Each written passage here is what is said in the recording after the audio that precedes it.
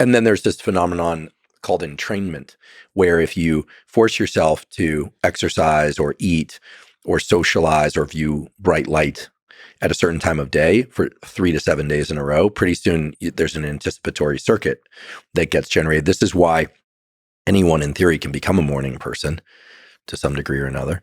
And this is also a beautiful example of why you wake up before your alarm clock goes off. People wake up and all of a sudden it goes off. It wasn't because it clicked. It's because you have this incredible timekeeping mechanism that exists in sleep. And there's some papers that have been published in the last couple of years, Nature Neuroscience and elsewhere, showing that people can answer math problems in their sleep. Simple math problems, but math problems nonetheless. This does not mean that if you ask your partner a question in sleep that they're going to answer accurately. Like they might screw up the whole cumulative probability of 20% across multiple months. All right, listen. What happened? Here's the deal. A few years back, I did a 4.5 hour, after editing, 4.5 hour episode on male and female fertility. Mm-hmm. The entire recording took 11 hours.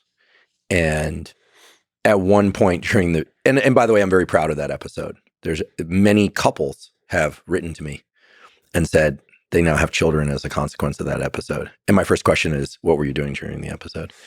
But in all seriousness, we should say that it's 4.5 hours. Yeah. And for people, and they should listen to the episode, it's extremely technical episode. You're nonstop dropping facts and referencing huge number of papers. It must be exhausting. I don't understand how you can possibly. It talks about sperm health, spermatogenesis. It talks about the ovulatory cycle. It talks about things people can do that are considered absolutely supported by science. It talks about some of the things kind of out on the edge a little bit that are a little bit more experimental. It talks about IVF. It talks about ICSI. It talks about all of that. It talks about frequency of pregnancy as a function of age, et cetera. But there's this one portion there in the podcast where I'm talking about the probability of a successful pregnancy as a function of age. And so there was a clip that was cut in which I was describing cumulative probability. And by the way, we've published cumulative probability histograms in many of my laboratory's papers, including one that was a Nature article in 2018. So we run these all the time. And yes, I know the difference between independent and cumulative probability. Okay, that's like, I do. The way the clip was cut and what I stated, unfortunately, combined to a pretty great gaffe, where I say, you're just adding percentages, 20 to 120%. And then I made a kind of, unfortunately, my humor isn't always so good. And I made a joke. I said 120%, but that's a different thing altogether. Mm-hmm. What I should have said was, that's impossible, and here's how it actually works. But then it continues where I then describe the cumulative probability histogram for successful pregnancy. But somewhere in the early portion, I misstated something, right? I made a math error, which implied I didn't understand the difference between independent and cumulative probability, which I do. And it got picked up and run, and people had a really good laugh with that one at my expense.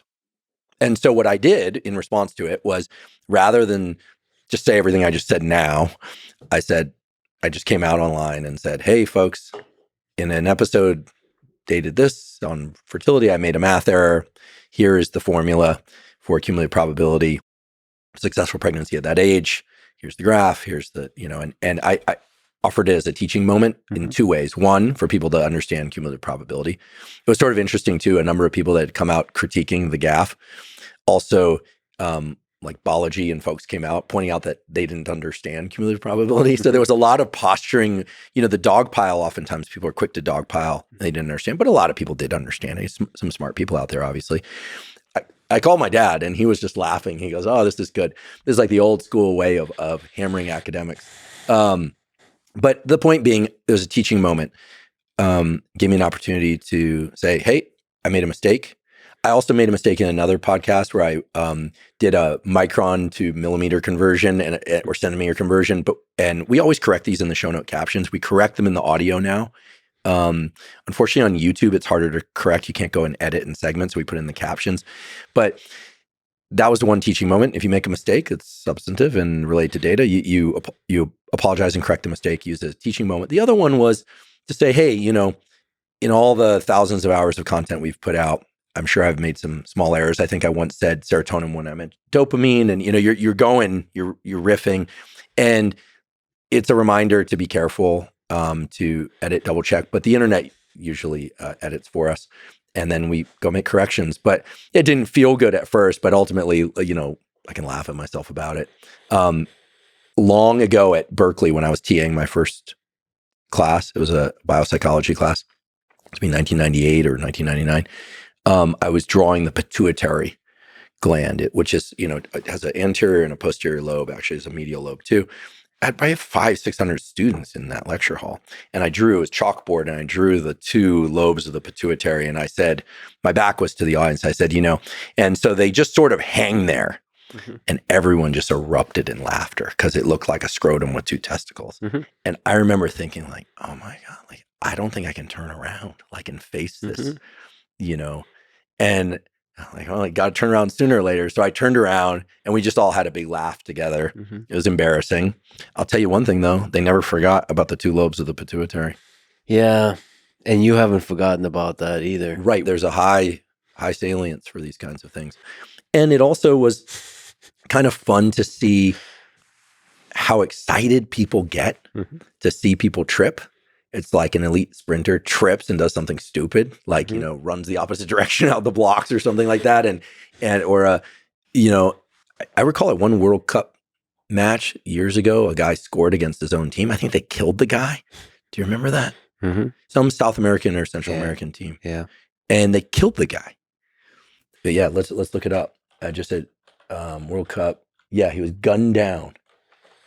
Andres Escobar. Yeah. Scored against his own team in 1994 World Cup in the United States. Just 27 years old, playing for the Colombia national team. Yeah. Last name Escobar. It's a good name. I think it would protect you. Listen, so there's some gaffes that get people killed, right? So,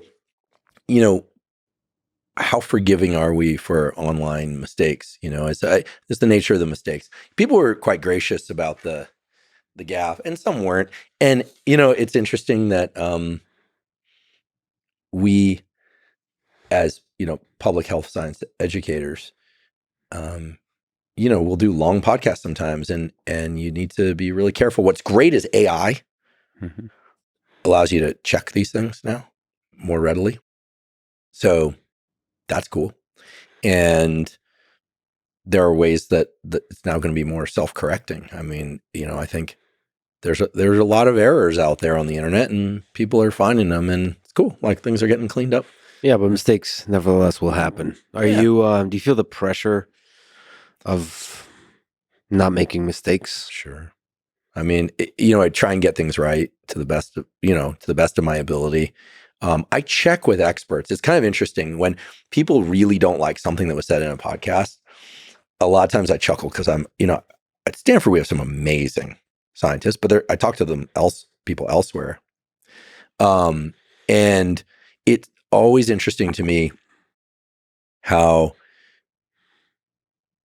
I'll get divergent information, and then I'll find the overlap in the Venn diagram. And I have this question: do I just stay with the overlap in the Venn diagram? Like, I did an episode on oral health. I didn't know this until I researched that episode, but oral health is critically related to heart health and brain health. That there's a bacteria that causes cavities, streptococcus, that can make its way into other parts of the body through the mouth that can cause serious issues. There's the idea that some forms of dementia, some forms of heart disease start in the mouth, basically. I talked to no fewer than 4 dental experts, and there was a lot of convergence. I also learned that teeth can demineralize. That's the formation of cavities. They can also remineralize. As long as a cavity isn't too deep, it can actually fill itself back in, especially if you provide the right substrates for it. That saliva is this incredible fluid that has all this capacity to remineralize teeth, provided the milieu is right. Things like alcohol-based mouthwashes, killing off some of the critical things you need. It's fascinating. And I put out that episode thinking, oh, well, I'm not a dentist. I'm not an oral health episode, but I talked to a pediatric dentist. There's a terrific one, Dr. Downscore Stacy, Staci, on Instagram, does great content. Talked to some others.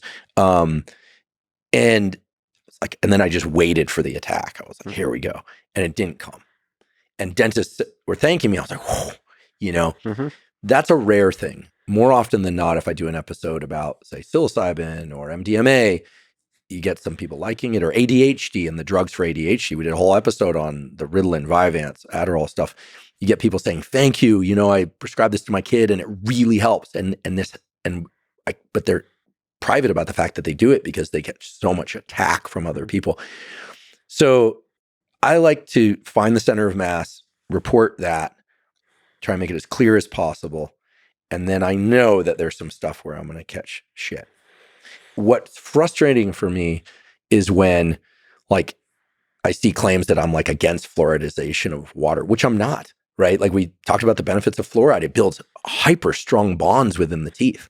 I went and looked at some of the literally the crystal structure, not the crystal structure, but the essentially the micron and submicron structure of teeth. It's incredible. And where fluoride can get in there and form these super strong bonds. And you can also form them with things like hydroxyapatite. And why is there fluoride in water? Well, it's the best. Okay, you say some things that are interesting, but then somehow it gets turned into you're against fluoridization, which I'm not. Or I've been accused of being against sunscreen. I wear mineral-based sunscreen on my face. I don't want to get skin cancer.